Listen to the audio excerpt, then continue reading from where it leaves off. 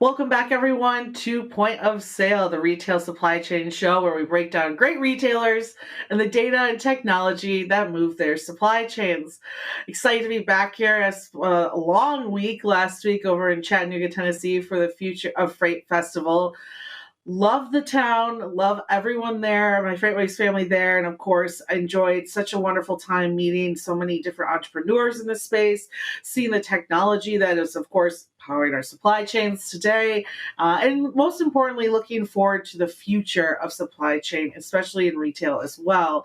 And that leads us to a couple of our topics today. We do have a guest with us who's going to dive into a lot of what they learned, providing tech solutions not only to shippers, brokers, but also carriers out there as well, and how their retail clients are profiting, some of them as well, off of those technologies and what they look forward to in 2023. But I figured, why not use this time too to kind of look forward into our space here in the retail tech world and where exactly we see the technology going in 2023 as well.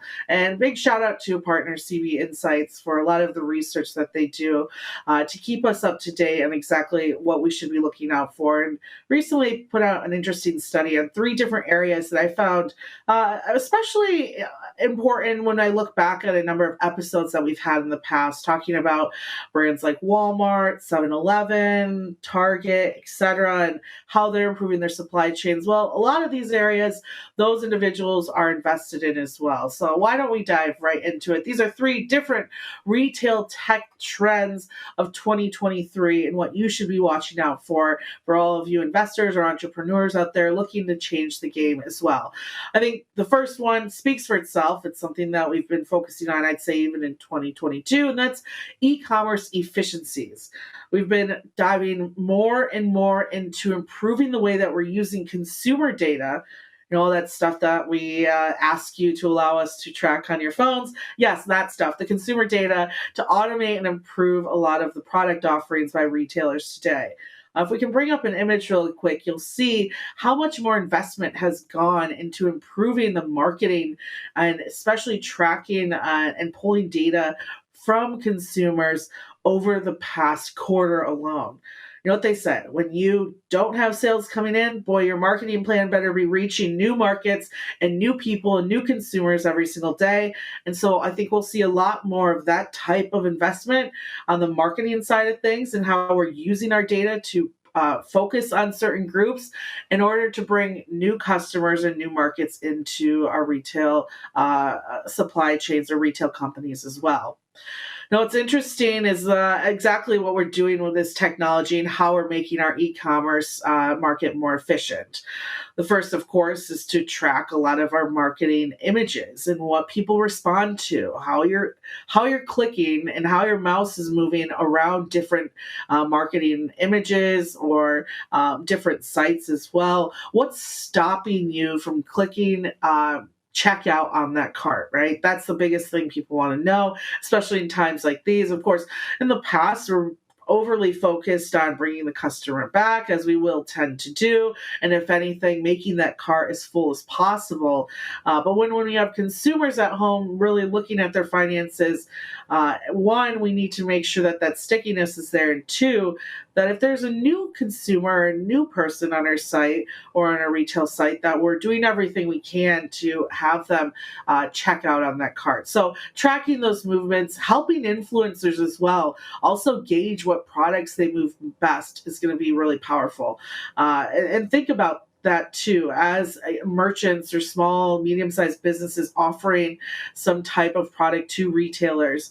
Really ask and make sure that whoever you're using, whether it's Amazon, you're under Walmart's marketplace, even if it's a store within your own town, make sure that from your marketing partners, you're getting that data and that you're figuring out exactly what your leverage is within your own environment as well.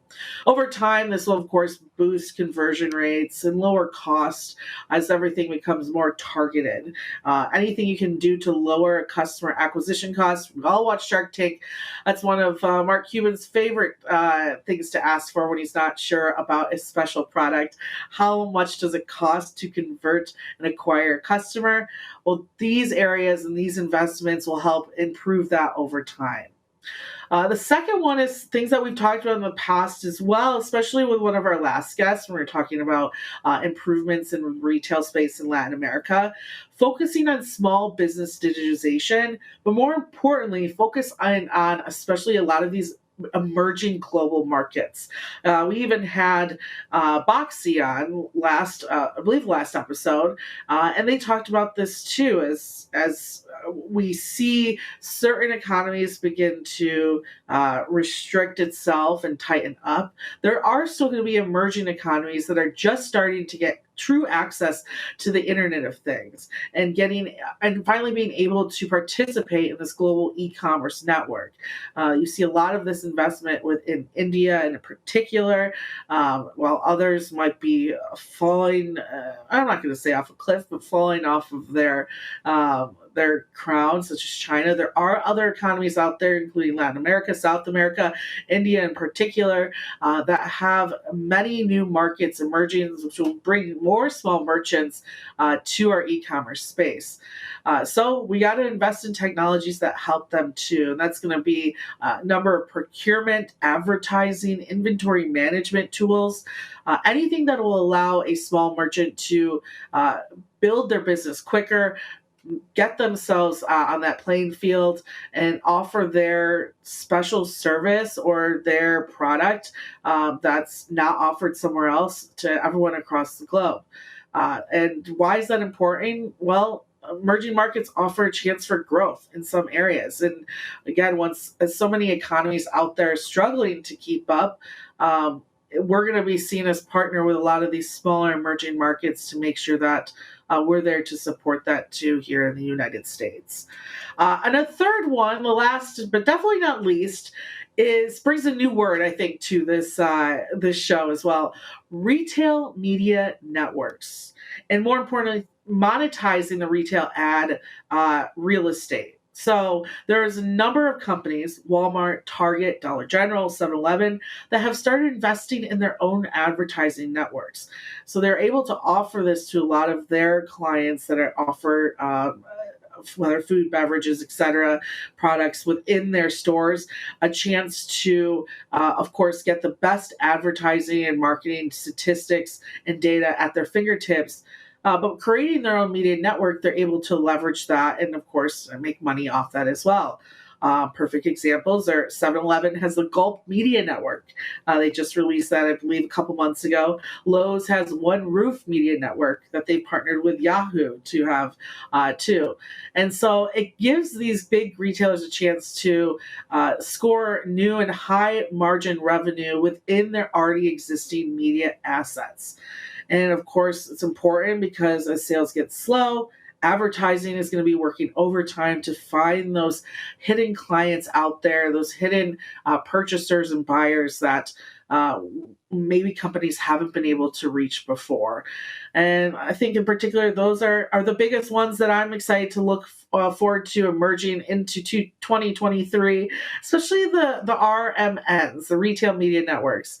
They're very interesting, and I love seeing how these different groups, these companies that we all love, are really investing in the people and how they're finding the people and their purchasers over time. Even a fun one that I did find while doing research on this is 7-Eleven has their own Brain Freeze Collective, which is a group of individuals that they've put together to offer feedback on all of their services and all of their products today, and that will continue to give them feedback as they start to add different products to their shelves as well.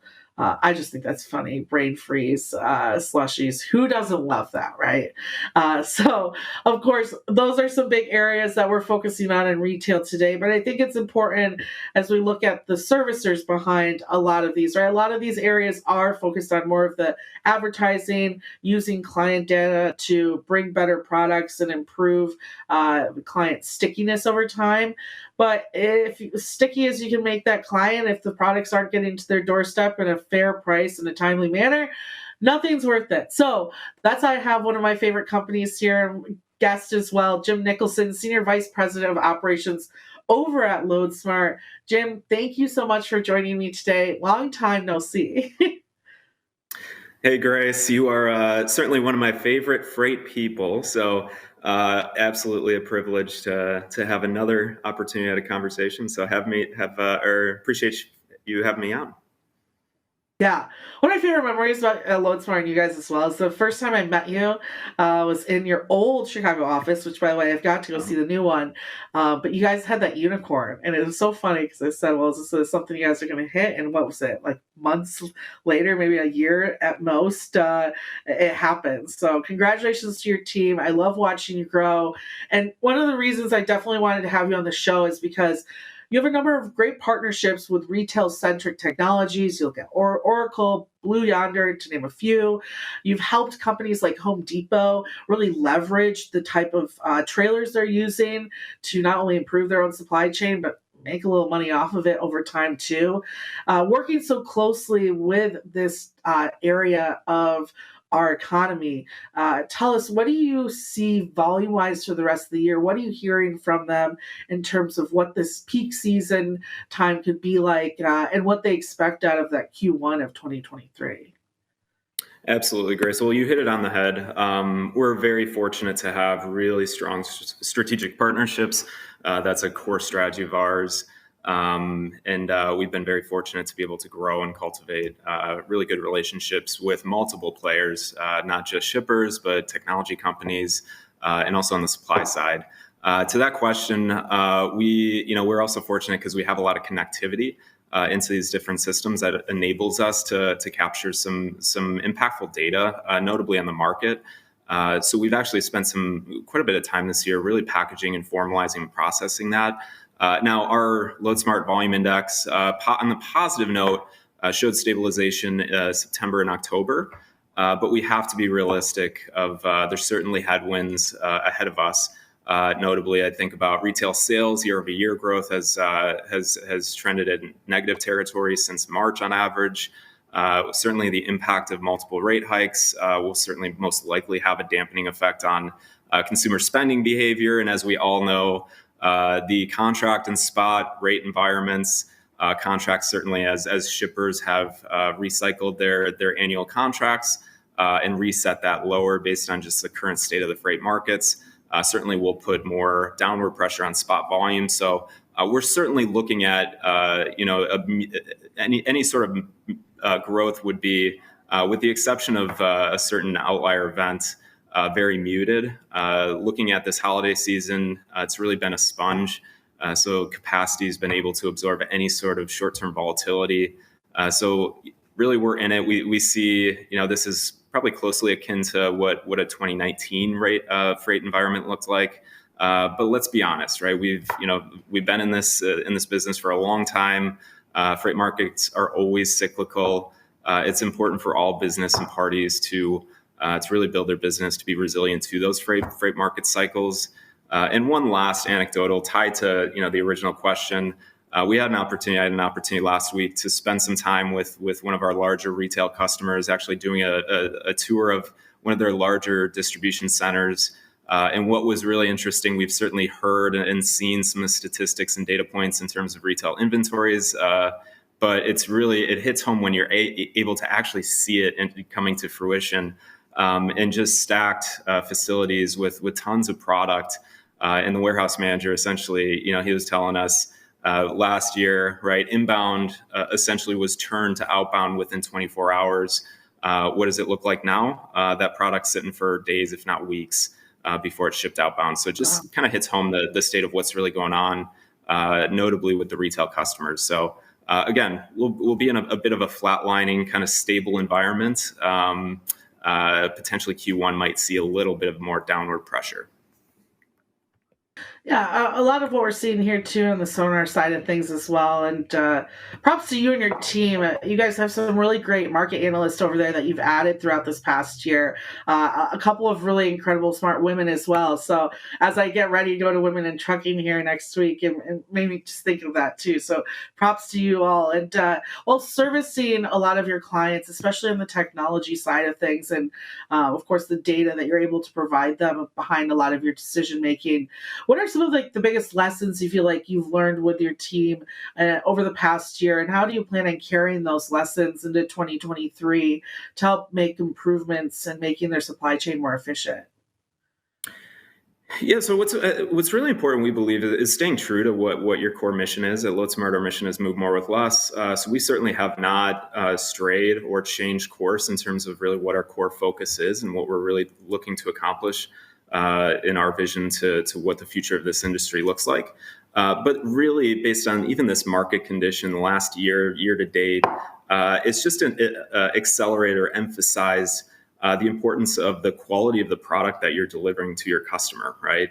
And when I think about quality, it's really two angles. One being, on our services, our logistics services business, performance is paramount. So how we can better leverage and build internal technologies, visibility to improve the service performance that we're delivering to customers. It's more important now than ever, certainly in down freight markets. But also, the value of diversifying and expanding the types of solutions that you're offering. And we'll talk a little bit about this, I think, later in the conversation. We've really focused on doubling down our efforts on just the quality of our product, on the service that we offer, but expanding and finding opportunities to position ourselves better with our customers. And then secondly, I would say, our core, a core to our strategy is partnerships. We talked about this earlier.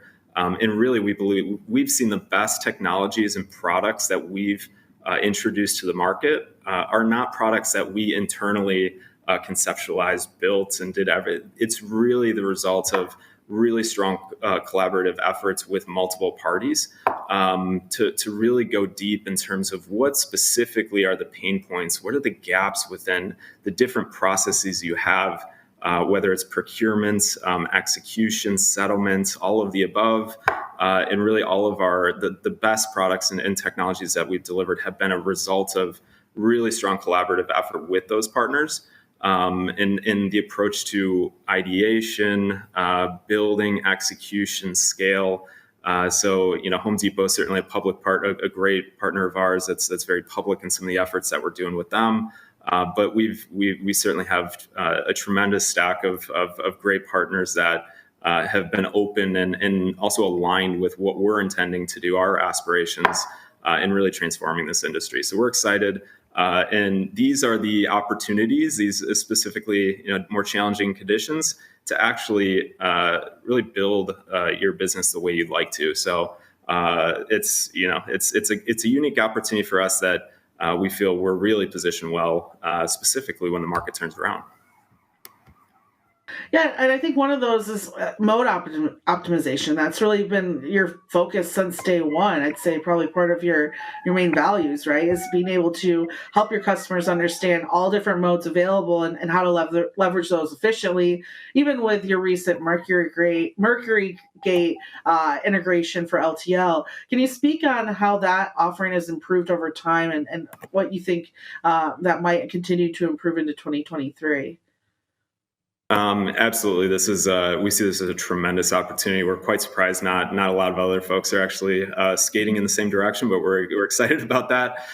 You look at some of the data points, right? One that rings out to me is one of every 4 trucks on the road is running empty. 2 of those are running maybe half or mainly empty, partially full, and 1 is full. If you think of percentage-wise, one-way fleets typically would run 30 to 35% empty.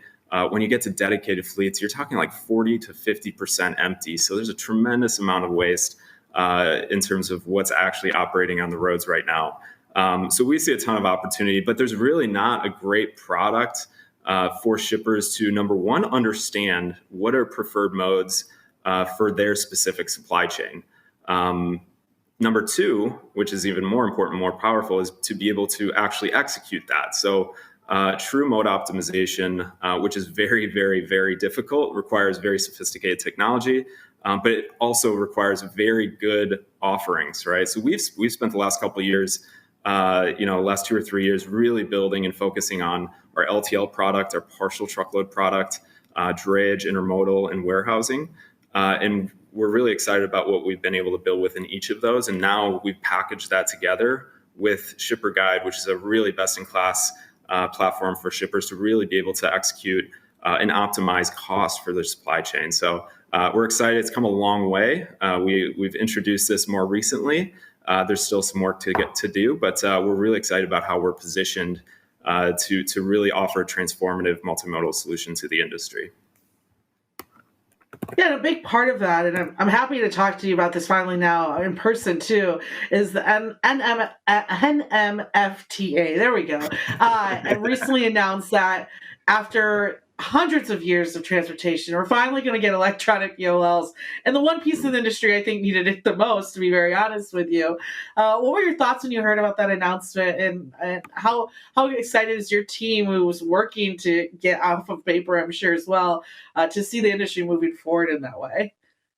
Absolutely. We have been certainly exploring and testing some EBOL capabilities. We're thrilled. This is a step forward for the industry. It's going to better allow, specifically to your point in LTL, the free flow of critical shipment details through the life cycle of a shipment, and much more transparency, right? Challenges and some of the things that we'll really have to focus on is very strong alignment in terms of the standardization of even the formatting of the data.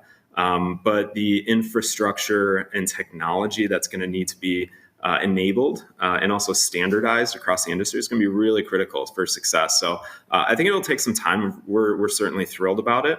And it's going to help us solve a lot of problems, whether it's the nuances within LTL, OS&D.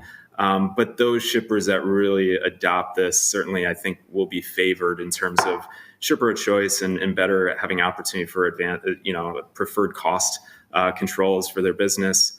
Just based on the sheer efficiency and waste that it would drive out of all the paper back and forth, right?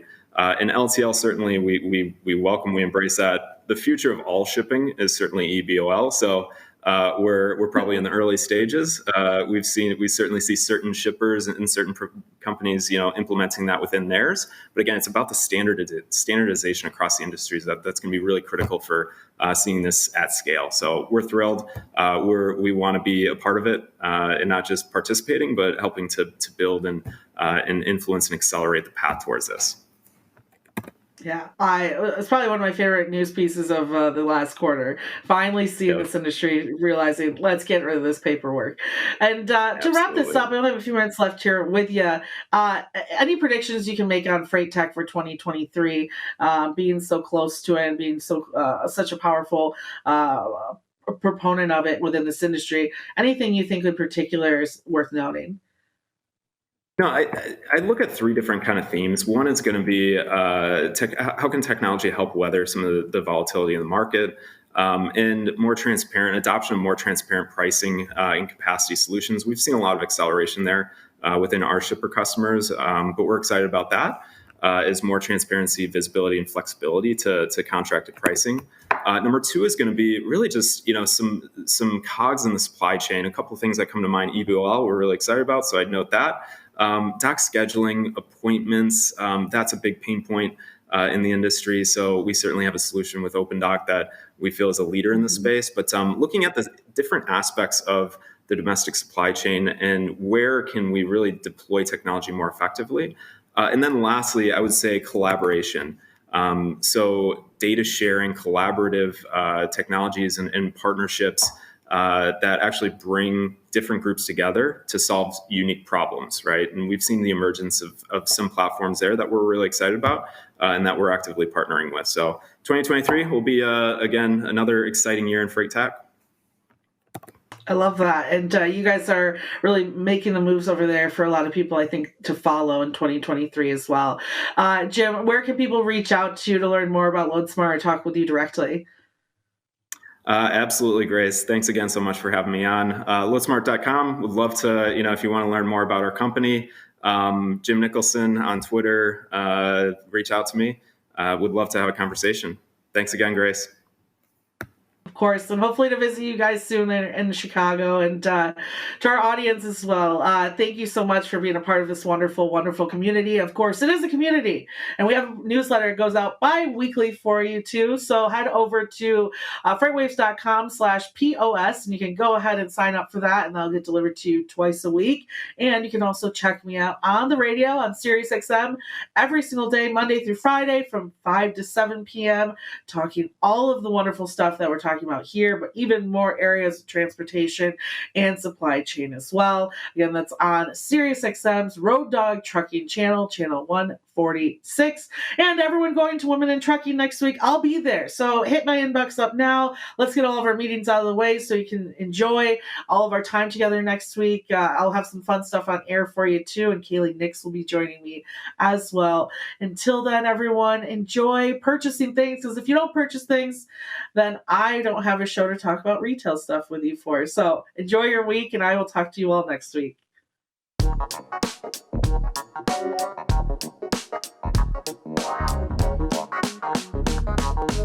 Wow.